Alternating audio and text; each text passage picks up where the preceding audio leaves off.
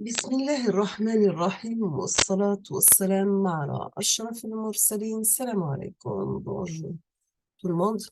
Aujourd'hui, on va voir ensemble, toujours traitement de signal, la partie process aléatoire. On va voir les process aléatoires modulés.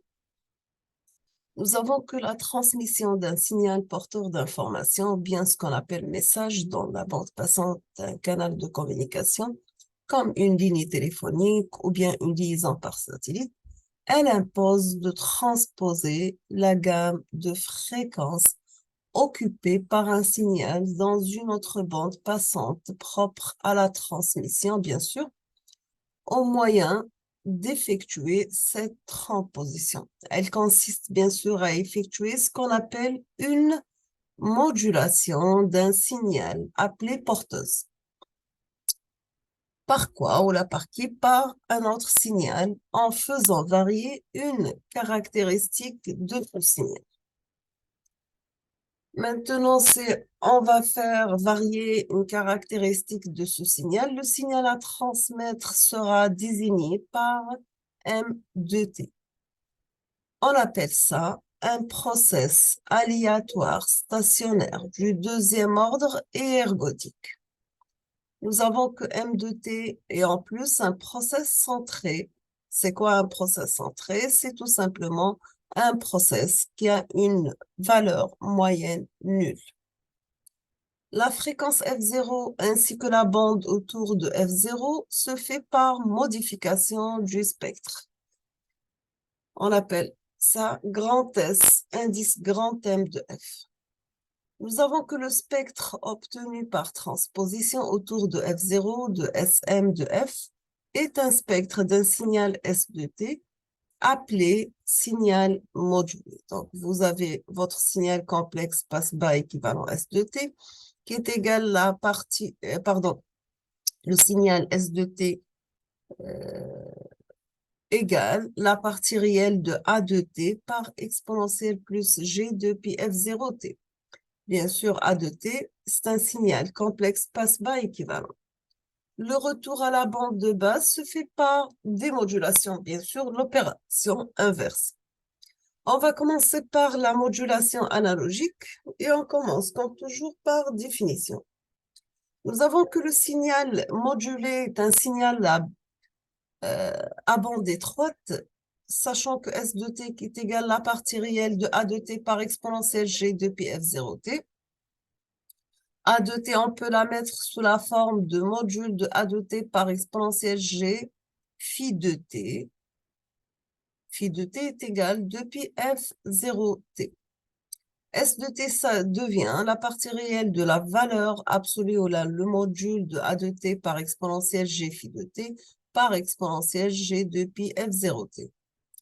Maintenant, si nous avons M de T, notre signal modulé est contenu dans A de T, on parle d'un process d'une modulation d'amplitude, bien sûr, pardon. Si nous avons M de T contenu dans phi de T la phase, on parle d'une modulation de phase. Maintenant, si M de T est contenu dans phi prime de T, on parle d'une modulation de fréquence. Si M de T est contenu dans le module de A de T et phi de T, c'est une modulation hybride. C'est quoi hybride? C'est-à-dire nous avons une modulation en amplitude et une modulation en phase. On peut mettre C indice D taux est égal à n demi la partie réelle de CA de taux par exponentielle G de pi F0 taux avec la valeur moyenne ou bien l'espérance de A de T par A de T moins taux égale à 0 parce que les centrés.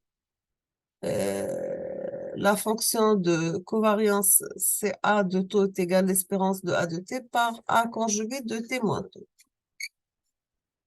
On passe maintenant à la modulation d'amplitude.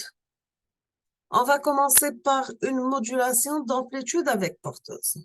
Si nous avons S de T qui est égal à la partie réelle de A de T par exponentielle G de pi F0 de T, ou bien A de T, on peut la mettre sous la forme de A0 plus M de T par exponentielle G phi de T, sachant que A0, c'est un réel positif. nous avons toujours que A0 doit être supérieur ou égal à M de T, ce qui implique A0 plus M de T doit être supérieur ou égal à 0. Donc, il est positif. Phi uniformément distribué sur 0 et 2π. Dans ce cas, on obtient que S de t est égal à la partie réelle de A0 plus M de t par exponentielle G phi de t, par exponentielle G de pi F0t. Produit de deux expos, on peut la mettre sous la forme de cosinus. Donc, on aura, c'est A, puisque la partie réelle de l'expo est cosinus. Quand j'ai la partie imaginaire, on va mettre sinus. Dans ce cas, on obtient A plus M de t par cosinus de pi F0t plus phi. Sachant que A0 plus M de t, c'est l'amplitude de l'information, bien sûr.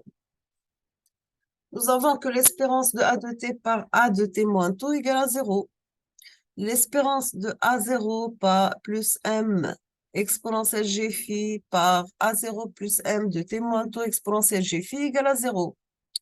L'autocorrélation, c'est A de taux est égal à l'espérance de A de t par A conjugué de t moins taux est égal à l'espérance de A0 plus M de t fois l'espérance de A0 plus M, et on va remplacer la variabilité par t moins taux.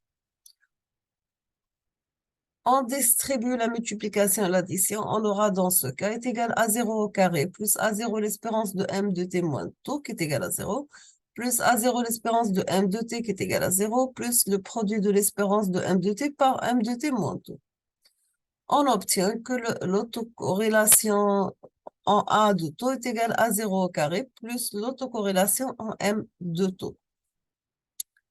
Nous avons E, l'espérance de M de t est égale à l'espérance de M de t moins taux égale à 0, car nous avons un process qui est stationnaire et centré.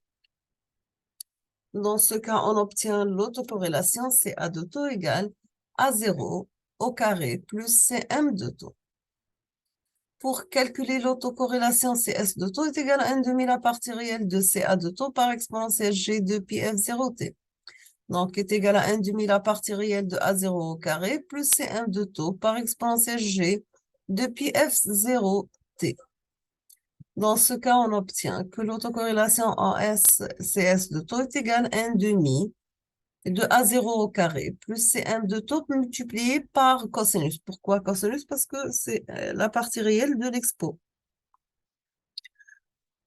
On fait le passage du domaine fréquentiel, on obtient que S indice petit s de f est égal à 1 sur 4 A0 Dirac de f plus Sm de f.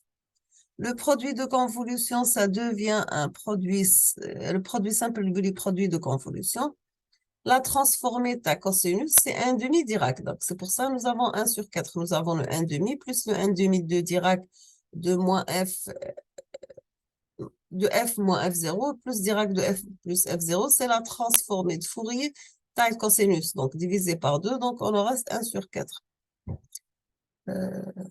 On fait distribuer la convolution, on aura qui est égal à 1 sur 4 à 0, Dirac de f moins f0, plus 1 sur 4 Dirac de m de f moins f0, plus 1 sur 4 a0 Dirac de f plus a0, f0, pardon, plus 1 sur 4 la fonction S modulée de f plus f0. Donc, voici la représentation. Donc, c'est une modulation AM ou bien une modulation en amplitude à double bande avec porteuse. Maintenant, si on va voir la modulation à bande latérale unique, on commence toujours par définition. Nous avons S de t sous la forme de est égal à la partie réelle de A de t par exponentielle G de pi f0t. Si on va poser A de t est égal la fonction porte son trèfle A de t par exponentielle G phi 0. Phi 0, c'est une variable aléatoire uniformément distribuée sur 0 et 2π. M A de t, c'est le signal analytique de M de t modulé. Dans ce cas, vous aurez M A de t qui est égal à M de t plus G, la partie imaginaire de M de t, ou bien la partie complexe. Ou bien ce qu'on appelle, c'est la transformée d'Hulbert de M de t. La transformée d'Hulbert de M de t est égale M de T convolué avec 1 sur pi fois T. Donc, dans ce cas-ci, on va remplacer pour aboutir à MA, le signal analytique, est égal, le signal modulé M de T plus G, M grand M de T, convolué avec 1 sur pt qui est égal la transformée d'Hulbert de notre signal modulé. On va remplacer, on aura S de T qui est égal à la partie réelle de M de T plus G, la transformée de l'Hulbert de M de T par exponentielle G phi par exponentielle G de pi F0T. On peut avoir, tant que c'est la partie réelle, l'expo, on aura le cosinus. Donc, ça sera M de T cosinus de pi F0T plus phi 0 moins transformé d'Hulbert de M par sinus de pi F0T plus phi. D'autre part, nous avons CA de taux est égal à l'espérance de A de T par A conjugué de T moins taux. Donc, c'est l'espérance de MA de T par exponentielle G phi 0 par MA analytique, le signal analytique modulé conjugué de T moins taux par exponentielle moins G phi 0. Donc, est égal à l'espérance de MA de T, le signal analytique, avec son conjugué de T moins taux. Nous avons dans ce cas, CA de taux est égal à l'espérance de M de T plus G la transformée de l'Hulbert de M de T par M de T moins taux moins G la transformée d'Hulbert de T moins taux cette fois-ci. Sachant que M de T, c'est un process aléatoire réel. Dans ce cas, vous aurez CA de taux est égal à l'espérance de M de T par M de T moins taux moins G M de T, M Hulbert de T moins taux plus G M Hulbert de T, M de T moins taux plus l'Hulbert de M de T par l'Hulbert de M de T moins taux. Dans ce cas, on aura est égal à CH de taux plus CH Hulbert de taux moins G Hulbert, la transformée de M Hulbert de taux plus G la transformée CM M Hulbert M de taux. Donc, c'est un filtre d'Hulbert tout simplement qui a pour entrée M de T, la sortie c'est M Hulbert de T avec une fonction H de F qui est égale à moins G signé de F, où H de T est égal à 1 sur P fois T. Nous avons que H de F est égal à moins G signe de F, donc est égal à moins G par 1 CF positif, par moins 1 CF négatif. On passe maintenant au spectre du process de sortie. Vous avez que SM de F, Hulbert, la transformée après filtrage, est égal à SM de F par H de F élevé au carré. Nous avons que H de F élevé au carré est égal à 1. Dans ce cas, si on va passer la transformée de Fourier inverse, on aura M Hulbert de taux est égal à CM de taux. La fonction d'intercorrélation entre x, y de taux est égale à la fonction d'intercorrélation entre y de x de moins taux est égale, donc la fonction Cm Hulbert par M de taux est égale Cm par M Hulbert de moins taux. Donc, vous aurez Cm M de taux est égal à Cm convolu avec 1 sur pi fois taux est égal la transformée d'Hulbert de Cm de taux. À la fin, vous aurez que pour grand M qui est réel, donc on aura que la transformée d'Hulbert de Cm de moins taux est égale moins la transformée d'Hulbert de M de taux. En résumé, vous aurez les formules suivantes qui sont vérifiées.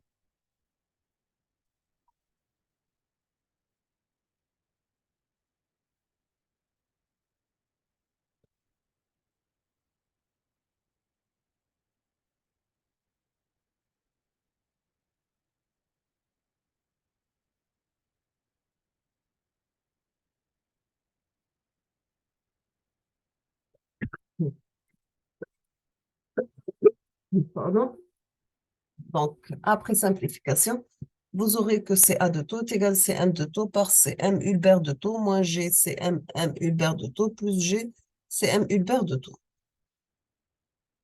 Et vous suivez les étapes suivantes pour simplifier. Donc, vous aurez 2 fois CM de taux moins G M Hulbert ou M de moins taux plus G M C M Hulbert M de taux. D'accord? Donc, vous laissez la partie réelle tout seul et la partie imaginaire. Donc, vous séparez les deux pour arriver à la fin que CA de taux est égal à 2C Hulbert de taux plus CM de taux plus CM Hulbert de taux. Et CS de S est égal à 1 demi la partie réelle de CA par exponentielle G de pi F0 taux.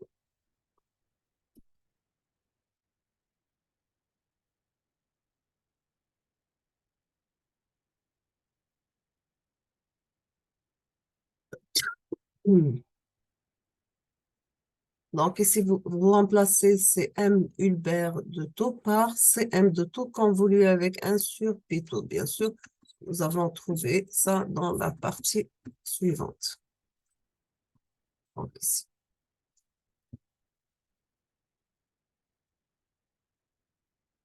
On fait la transformée de Fourier pour arriver à la fin au résultat suivant. Donc, est égal à 1 demi SM de F moins F0 plus SM de F plus F0 plus 1 demi SM de F moins F0 plus signe par signe de F moins F0 moins SM de F plus F0 par signe de F plus F0 cette fois-ci. Donc, vous aurez la représentation suivante pour SM. Ici, vous avez 1 demi SM de F moins F0 et 1 demi SM par F plus F0.